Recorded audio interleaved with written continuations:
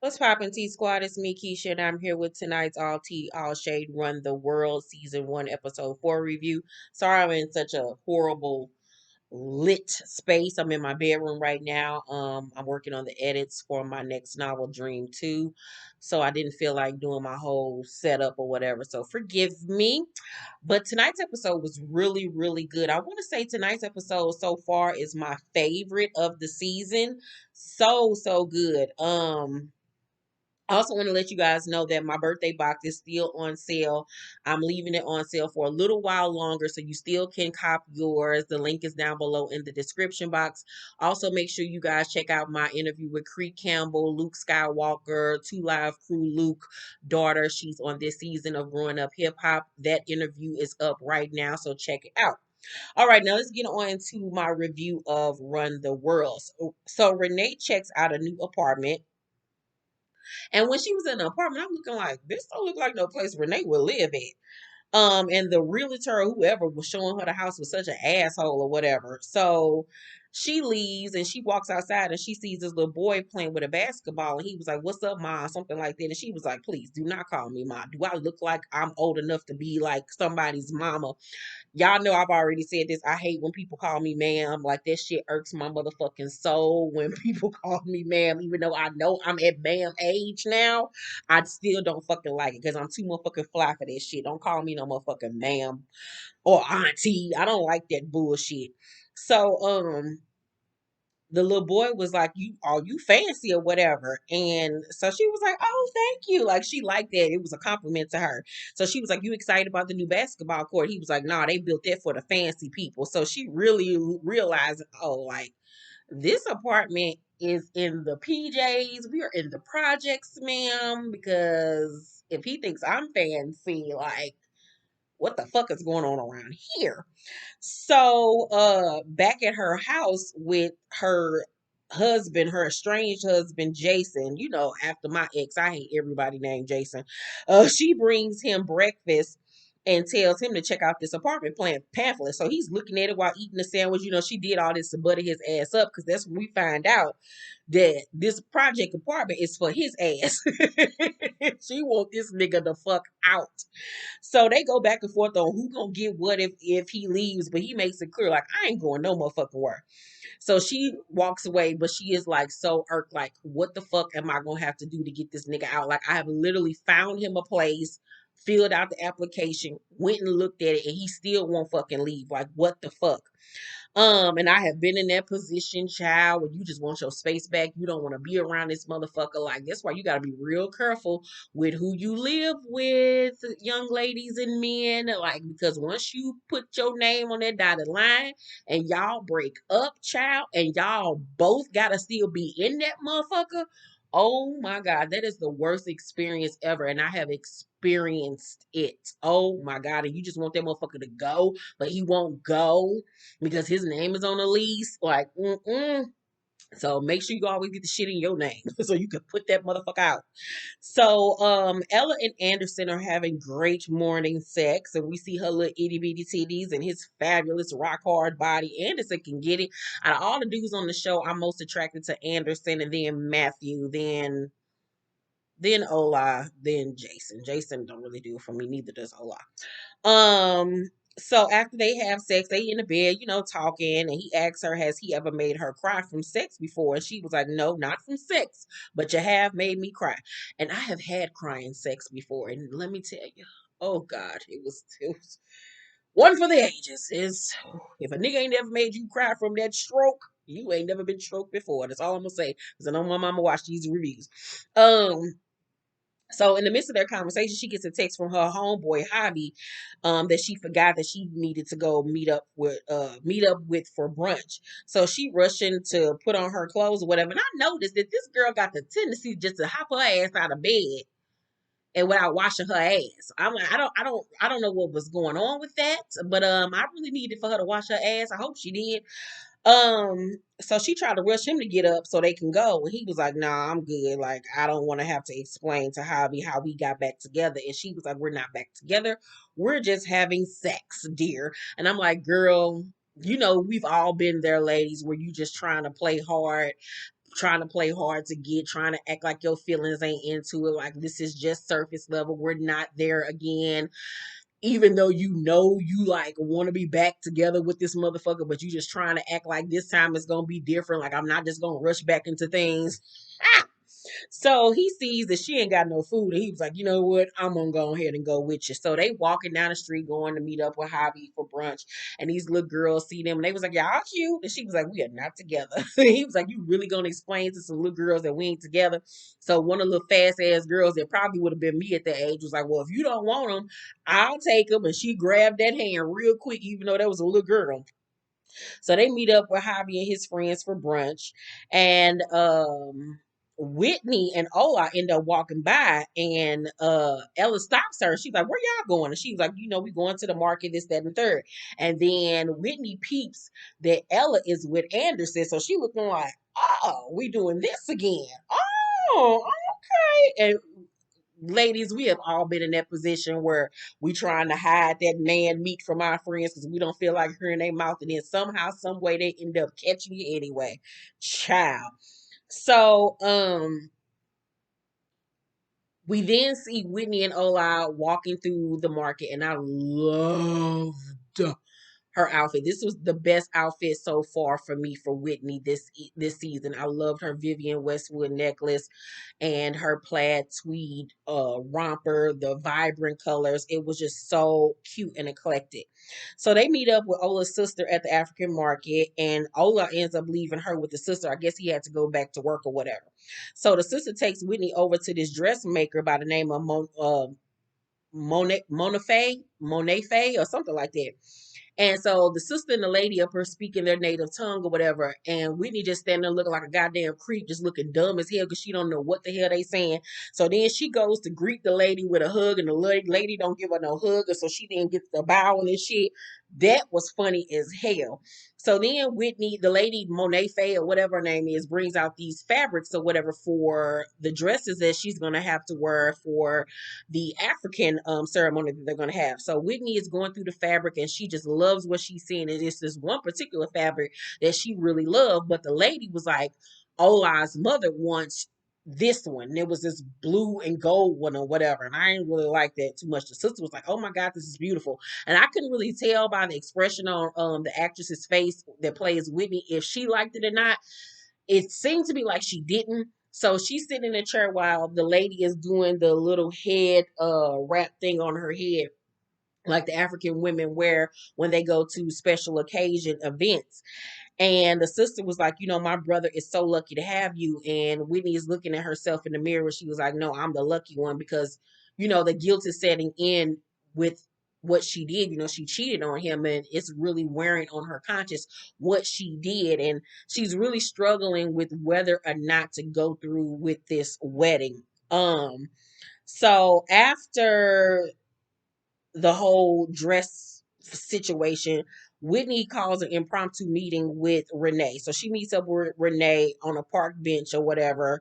And Renee is going through it, child. She's smoking a cigarette because she want this nigga to fuck out her face. And so they sitting there talking, and Whitney tells her that she cheated on Ola. And Renee was like, girl, Ben knew that weeks ago. Ella already told me. And she was like, you know what? I'm so sick of you hoes.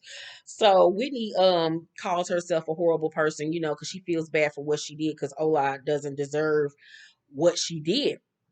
And Whitney says, she loves Ola, but she's never dated anyone else. Like he's the only person that she's been with.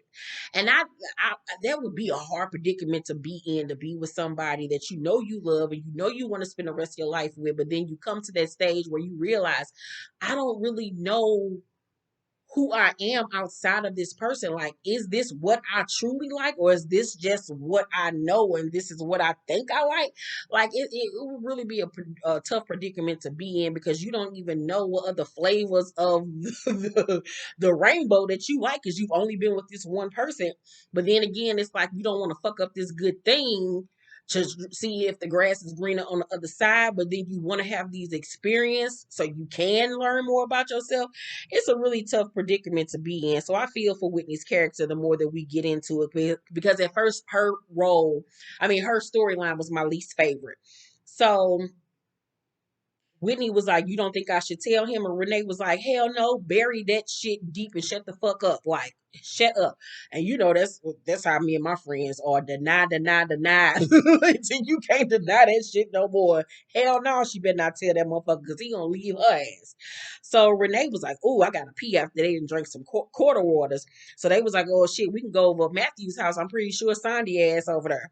So they run over to Matthew's house, and sure enough, Sandy is there. So Renee runs in to go pee. And then Whitney says to Sandy, like, "Come outside and play with us, girl." And so she was like, "Shit, I might as well, because I ain't trying to be cooped up in the house with this nigga and his his daughter." So Whitney was like, "Did Ella tell you she fucking Anderson again?" And Renee was like, "She ain't have to. Like, girl, I peeped that shit a mile a fucking way."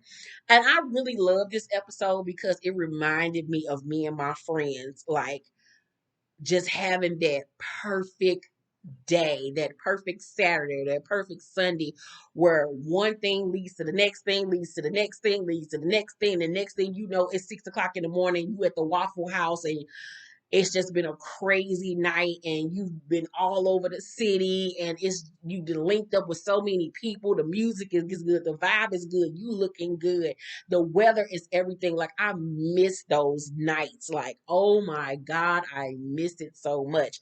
And I think that's what I really loved about tonight's episode, because it captured it, especially an afternoon like that in New York. Like, oh my God, I miss it so much.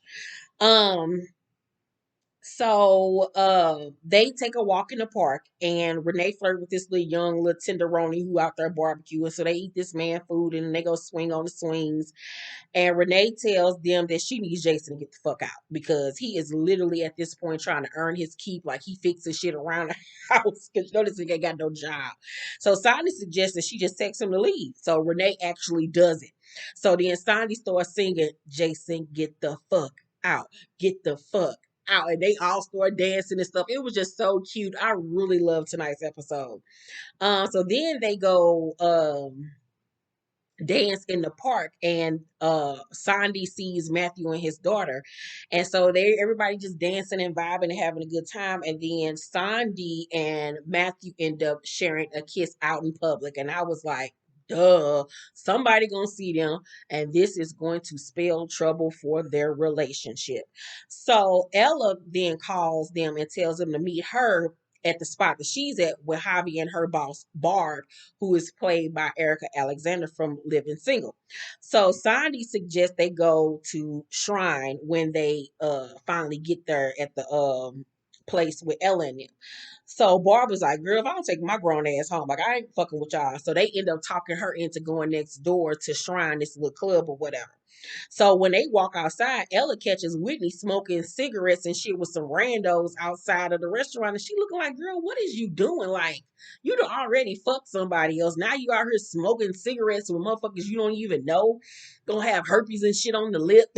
So Whitney was like, "I'm trying to blow off some steam. So if you just let me." And I was like, "Well, bitch, the last time you let off some steam, you end up cheating on your nigga.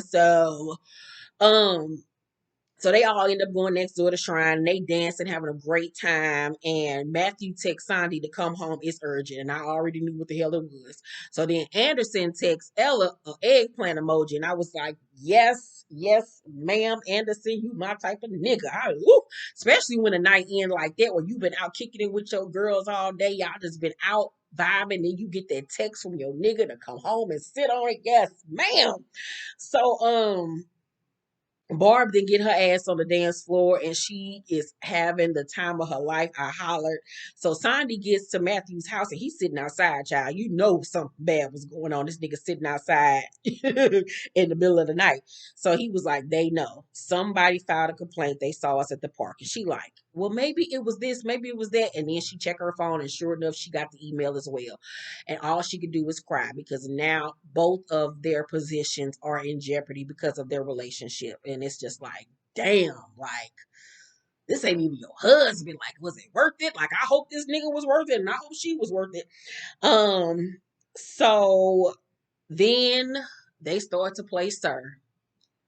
And if y'all watched my 2019 top albums of 2019 video. You know, I do my favorites, albums, movie, television shows of the year, and books every end of the year. In 2019, my favorite album of that year was Sir's album. And baby, when they started to play, that's why I loved you. I started vibing the fuck out. I was like, yes, for whoever does the musical scoring for this fucking show. Yes, ma'am.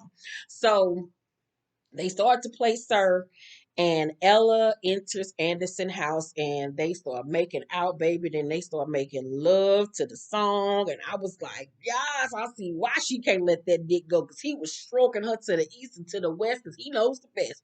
And I was like, I see why she like Anderson ass.